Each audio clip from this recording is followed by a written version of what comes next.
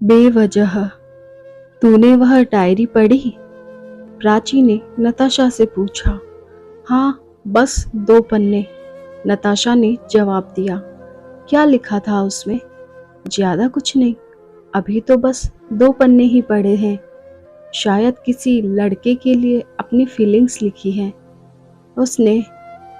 Feelings? Feelings है भी उसमें? प्राची ने हंसते हुए पूछा। छोड़ ना यार, हमें क्या करना। वैसे भी डायरी 1 साल पुरानी है, क्या पता तब वह ऐसी ना हो। नताशा ने कुछ सोचते हुए कहा। अब रहने दे, 1 साल में कौन सी कयामत आ गई जो वह ऐसी बन गई।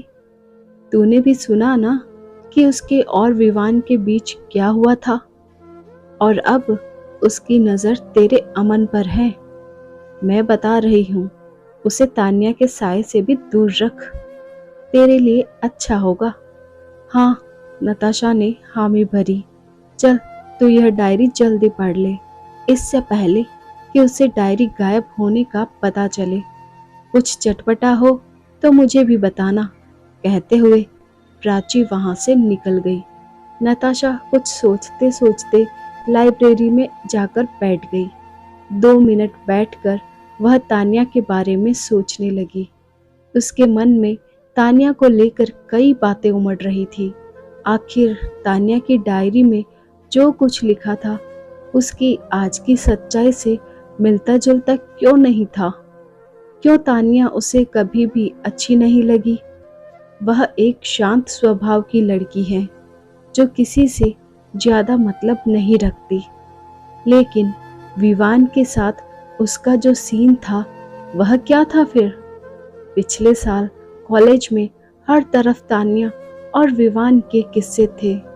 तान्या और विवान एक दूसरे के काफी अच्छे दोस्त थे। हालांकि हमेशा साथ नहीं रहते थे, पर जब भी साथ होते खुश ही लगते थे। पर कुछ महीनों बाद तान्या और विवान का व्यवहार काफी बदल गया था। दोनों एक दूसरे से कम मिलने लगे। जब तब एक दूसरे के सामने आते, यहाँ वहाँ का बहाना बनाकर निकल जाया करते थे। किसी को समझ नहीं आया असल में हो क्या रहा है। फिर 2 महीने बाद नताशा को प्राची ने बताया कि तान्या और विवान असल में एक दूसरे के फ्रेंड्स विद बेनिफिट्स थे। उन दोनों ने कानों कान किसी को खबर नहीं होने दी थी, लेकिन उसे खुद विवान ने एक दिन यह सब बताया था। उन दोनों के बीच यह सब तब खत्म हुआ जब तान्या ने ड्रामा करना शुरू कर दिया। ड्रामा यह कि वह हर किसी को यह दिखाती थी कि वह बहुत दुखी है, और इसकी वजह विवान है। वह तो बिल्कुल पीछे ही पड़ गई थी विवान के। नताशा को यह सब सुनकर तान्या पर बहुत गुस्सा आया था।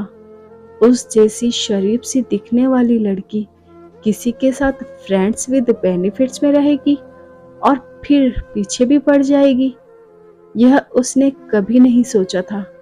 जब क्लासरूम में डेस्क के नीचे उसे तान्या की डायरी पड़ी मिली, तो वह उसे पढ़ने से खुद को रोक नहीं पाई। वह बस यह जानना चाहती थी कि आखिर यह तान्या डायरी में क्या लिखती होगी, अपने और लड़कों के किस्से या कुछ और। लाइब्रेरी में बैठे बैठे ही नताशा ने वह डायरी पढ़ ली। डायरी पूरी पढ़ते ही उसने अपना फोन उठाया और प्राची को कॉल मिला दी। हेलो प्राची। प्राची के फोन उठाते ही नताशा ने कहा, हाँ बोल, क्या हुआ? प्राची ने पूछा। जल्दी से लाइब्रेरी आ। हाँ, पर हुआ क्या? अरे यार आ तो जा, फिर बताती हूँ। अच्छा रुक, आई। प्राची कहते हुए लाइब्रेरी की तरफ बढ़ गई। प्राची नताशा के पास पहुंची तो देखा कि वह किसी सोच में डूबी हुई है। प्राची उसकी बगल में रखी कुर्सी पर बैठ गई। बता, क्या हुआ? प्राची ने कहा, यार हमने शायद तान्या को कुछ ज्यादा ही गलत समझ लिया। मतलब यह कि तू यह डायरी पढ़, तू खुद समझ जाएगी। कि मैं क्या कहना चाहती हूँ, और यह भी कि तान्या के बारे में हम जो कुछ सोचते हैं सच्चाई उससे बहुत अलग है। तू बस यह डायरी पढ़, अभी इसी वक्त। नताशा ने प्राची को डायरी थमाते हुए कहा। हाँ ठीक है, प्राची ने कहा और डायरी हाथ में लेकर पढ़ना शुरू किया। कितना कुछ है जो मैं तुमसे कहना चाहती हूँ, कितना कुछ है जो तुम्हें बताना चाहती हूँ, तुमसे बांट लेना चाहती हूँ, पर तुम कुछ समझना ही नहीं चाहते, सुनना नहीं चाहते, कुछ कहना नहीं चाहते। मैं खुद को बहुत छोटा महसूस करने लगी हूँ तुम्हारे आगे। ऐसा लगने लगा है कि मेरी सारी समझ कहीं खो गई है। मेरी उम्र उतनी नहीं जिसमें मुझे बच्चा कहा जा सके, बस 22 ही तो है, उतनी भी नहीं कि मुझे बड़ा ही कहा जाए। इस उम्र में कुछ दीन दुनिया भुला कर जी रहे हैं, कुछ नौकरी कर रहे हैं, कुछ पढ़ रहे हैं, तो कुछ प्यार व्यार में पड़े हैं।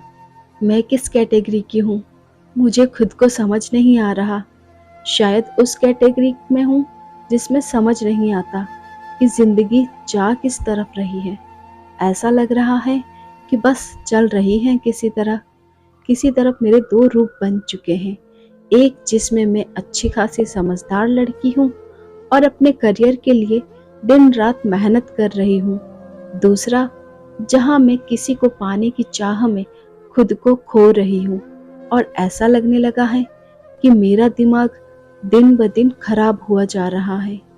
कैसी फिलोसोफर सी बातें करने लगी हूँ मैं, है ना? तुम हमेशा कहते रहते हो कि मैं इस प्यार और दोस्ती जैसी चीजों में माथा खपा रही हूँ। यह सब मोह माया है जिसमें मैं जकड़ी जा रही हूँ। पर तुम यह क्यों नहीं देखते कि मैं अपने करियर पर भी तो ध्यान दे रही हूँ, पढ़ती रहती हूँ, हर समय कुछ नया करने की कोशिश करती हूँ, तुम्हारी हर काम में मदद भी तो करती हूँ मैं, अपने खुले विचार भी तो रखती हूँ तुम्हारे सामने। यह सब कुछ नजर क्यों नहीं आता तुम्हें? शायद तुम सिर्फ वही देखते हो जो देखना चाहते हो। लेकिन अगर मेरे इस प्यार व्यार से तुम्हें कोई मतलब ही नहीं है, फिर मुझ में तुम्हें बस यही क्यों नजर आता है और कुछ क्यों नहीं? मैं समझ चुकी हूँ कि तुम्हें मुझसे कोई फर्क नहीं पड़ता। अच्छी बात है, मैं ही बेवकूफ थी जो तुम्हारे साथ पता नहीं क्या क्या ही सोचने लगी थी। जो कुछ भी था हमारे बीच उसे मैं हमारी दोस्ती के बीच में नहीं लाऊंगी। लेकिन तुम्हें नहीं लगता कि उस बारे में अगर हम कुछ बात कर लेंगे तो हमारा कुछ नहीं बिगड़ेगा? मुझे ऐसा लगने लगा है जैसे तुमने मुझे खुद को छूने दिया, लेकिन मन से हमेशा दूर रखा।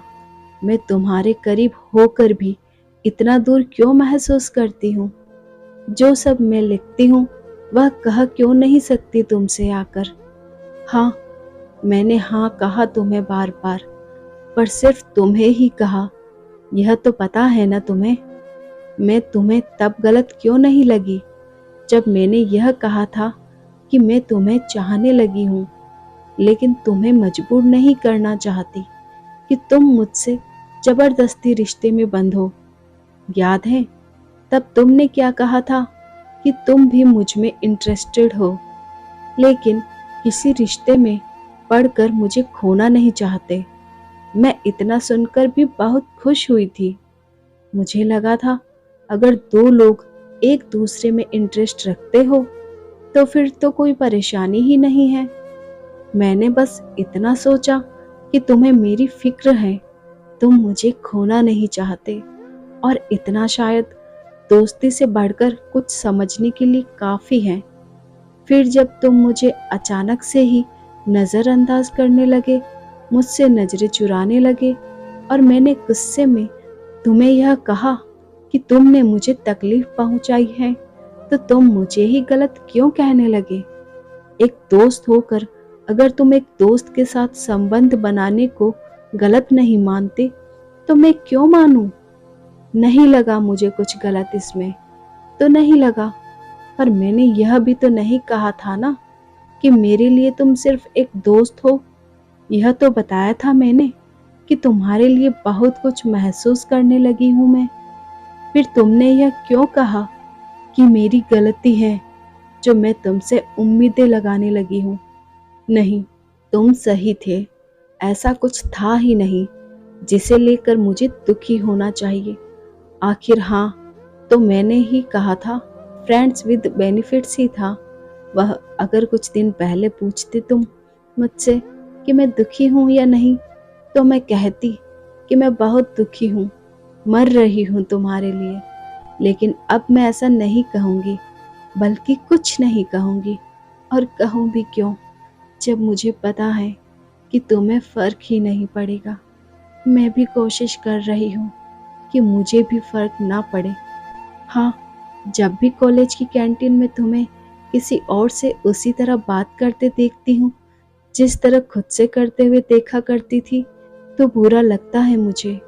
वह हंसी जो तुम मेरे सामने हंसा करते थे, सब याद आता है मुझे, बहुत याद आता है। पर यह सब मैं तुम्हें नहीं बताना चाहती। अब नहीं, तुम्हारी गलती नहीं थी।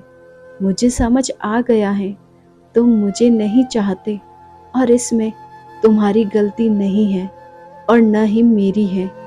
उस वक्त हम एक दूसरे को छूना चाहते थे, महसूस करना चाहते थे, सीधे शब्दों में संबंध बनाना चाहते थे, जो हमने किया। मैं न तुम्हें सफाई देना चाहती हूँ और न किसी और को। अब अगर तुमने या किसी ने भी मुझसे यह पूछा कि मैंने हाँ क्यों की थी, तो मेरा जवाब यह नहीं होगा कि मैं तुम्हें चाहने लगी थी। मेरा जवाब होगा कि मैं तुम्हारे साथ संबंध बनाना चाहती थी, जो मैंने किया। और मुझे नहीं लगता कि इसमें कुछ भी गलत है। तुम किसी को बताना चाहो तो बता दो। अब मुझे फर्क पड़ना बंद हो चुका है। मुझे अगर अपनी इच्छाओं और झूठी शान में से कुछ चुनना हो, तो मैं अपनी इच्छाएं ही चुनूंगी हमेशा। लेकिन मैं तुमसे अब कभी उस तरह नहीं मिलूंगी जिस तरह कभी मिलती थी। उस तरह बातें नहीं करूंगी जिस तरह किया करती थी। तुम्हारे लिए वैसा कुछ फील नहीं करूंगी जो कभी करती थी। सब बेवजह था, मैं समझ चुकी हूँ। धन्यवाद दोस्तों। आई होप आपको ये कहानी पसंद आई होगी। ऐसी और कहानियाँ सुनने के लिए चैनल को लाइक, शेयर और सब्सक्राइब करें।